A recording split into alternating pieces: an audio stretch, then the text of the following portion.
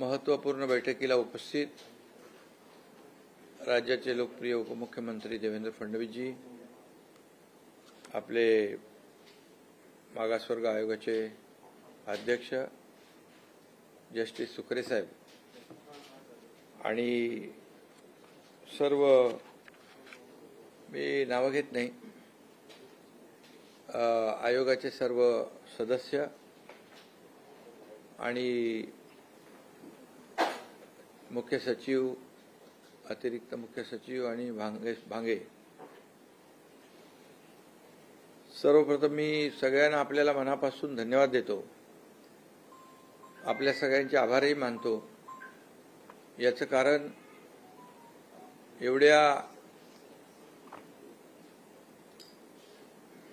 जलद गतीने एवढा मोठा सर्वे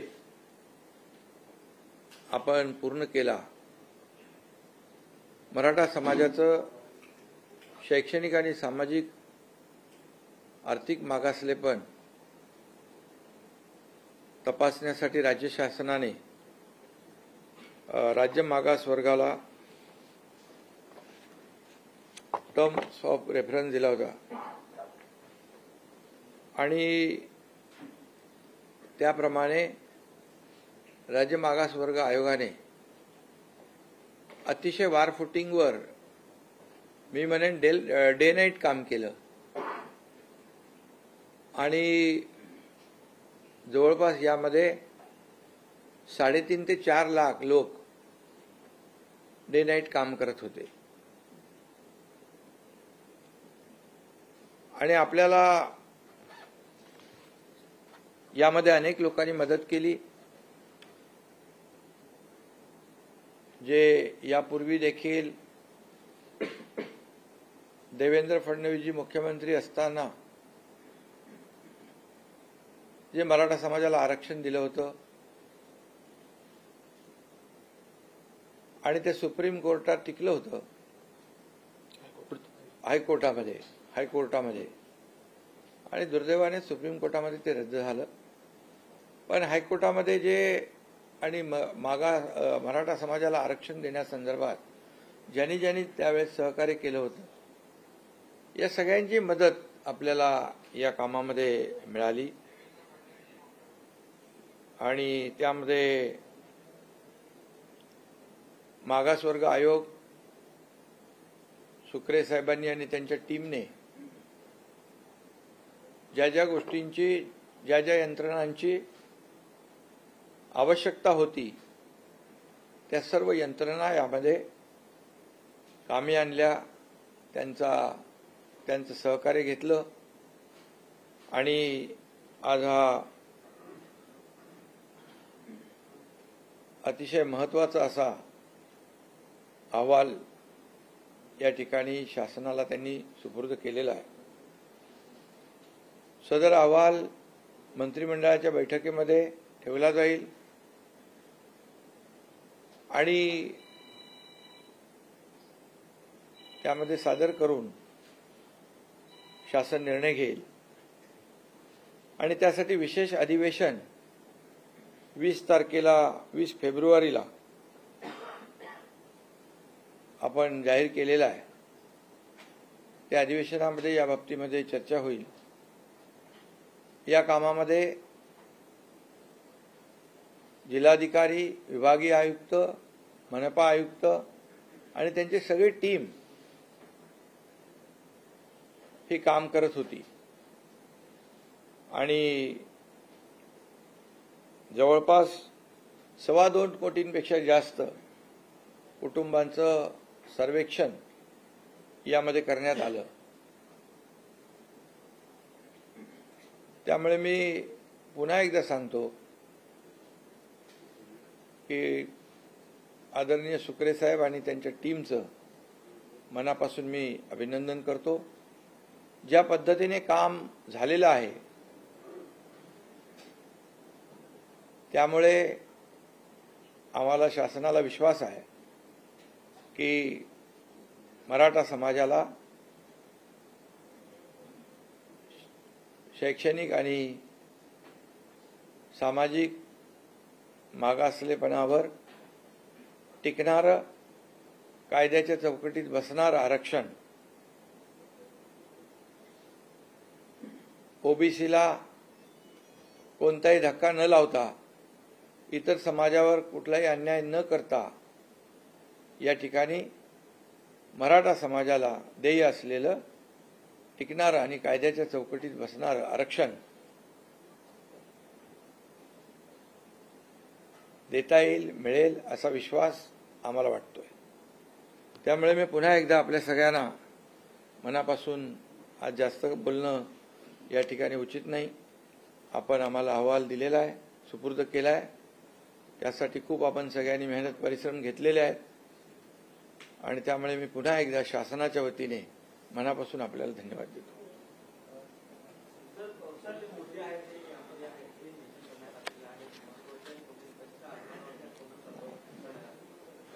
काय ते आता आयोग अहवाल आमच्याकडे आलाय. अहवाल आता आम्ही मंत्रिमंडळाच्या बैठकीत ठेवू. त्यानंतर याच्यामध्ये सगळ्या गोष्टी स्पष्ट होतील.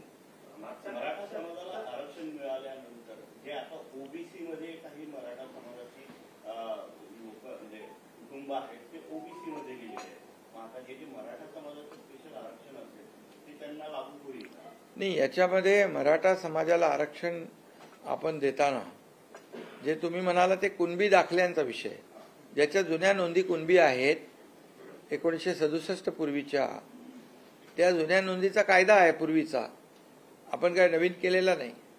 आणि त्याप्रमाणे जुन्या नोंदी ज्या आहेत त्याचा वेगळा नियम आहे, कायदा आहे. आता हे मराठा आरक्षण जे आहे हे आरक्षण पूर्णपणे ज्यांना कुठल्याही नोंदी नाहीत आणि जे आपण पूर्वी मराठा समाजाला आरक्षण दिलं होतं त्याप्रमाणे हे आरक्षण देण्याचा निर्णय सरकारने घेतलेला आहे.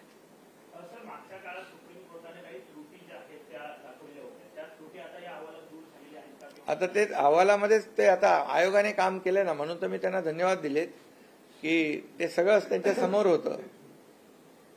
आता त्याच्यावर मी आज बोलणं उचित नाही. सीएम साहेब पहिले कॅबिनेट समोर मांडतील. पहिला अधिकार कॅबिनेटचा आहे. कॅबिनेट त्याच्यावर सविस्तर चर्चा करेल. मग त्यातले जे मुद्दे आहेत ते सीएम साहेब आपल्या पुढे नंतर देतील सगळे.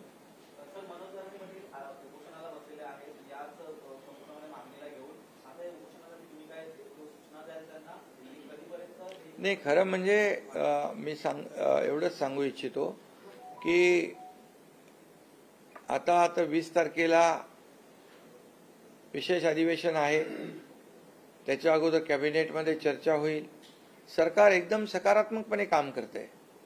सरकारची भूमिका स्पष्ट आहे आणि सरकारची भूमिका पहिल्या दिवसापासून अतिशय स्पष्ट आहे की मराठा समाजाला टिकणारं, कायद्याच्या चौकटीत बसणारं आरक्षण मिळालं पाहिजे. ओबीसी समाजाला, इतर समाजाला धक्का न लागता ते मिळालं पाहिजे, ही भूमिका आहे. आणि त्याप्रमाणे ज्या जुन्या कुणबी नोंदी तपासण्याचं काम देखील आंदोलकांच्या मागणीनुसार केलं. जस्टिस शिंदे कमिटी अपॉइंट केली आणि त्याप्रमाणे कुणबी नोंदी देखील सापडल्या. त्यांना प्रमाणपत्रही त्या ठिकाणी देण्याचं काम सुरू केलं होतं. आणि त्यामुळे एक सकारात्मक सरकार असताना आंदोलनाची भूमिका घेणं मला वाटतं उचित नाही. आणि त्यामुळे त्यांनी आंदोलन देखील मागं घेतलं पाहिजे. आज जेव्हा काही त्याच्यामध्ये अडथळे होते, काही बाबी अस्पष्ट होत्या अगोदरच्या GR मध्ये, त्या देखील आम्ही सुटसुटीत सुलभपणे दाखले कसे मिळतील ज्यांच्या कुणबी नोंदी जुन्या आहेत त्यांना. त्यामुळे सरकार पूर्णपणे सकारात्मक आहे आणि त्यामुळे आंदोलकांनी सरकार सकारात्मक असल्यामुळे आंदोलन एकतर करायला नको होतं. दुर्दैवाने ते झालं. परंतु आता त्यांना आव्हान आहे की सरकार हे सगळ्या गोष्टी करतंय आणि त्यामुळे आंदोलन मागे घ्यावं अशा प्रकारची विनंती माझी.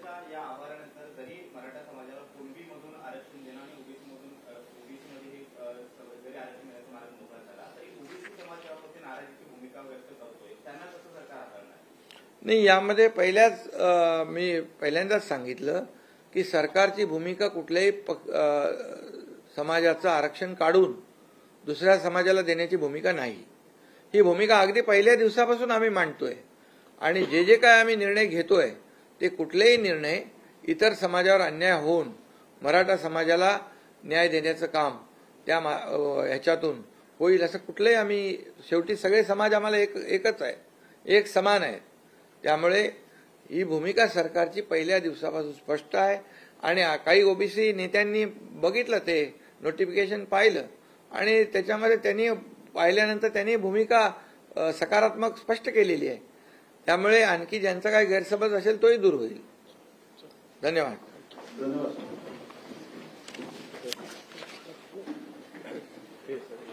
चीफ सेक्रेटरी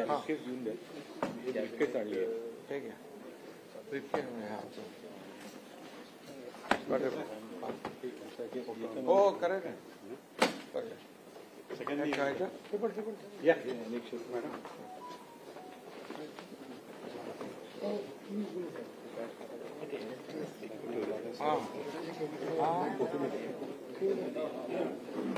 त्याला बंद करा आणि त्यांचे चालू ठेवा.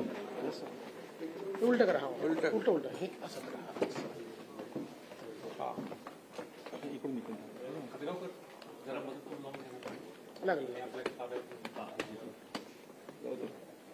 हा, हे असं हे चांगलंच. ते कोणाला द्यायचं आपण? तुम्ही घ्या आणि मग तुम्ही चीफ सेक्रेटरीला द्या. वजनदार आहे खूप. आणि सेक्रेटरी साहेब थँक्यू.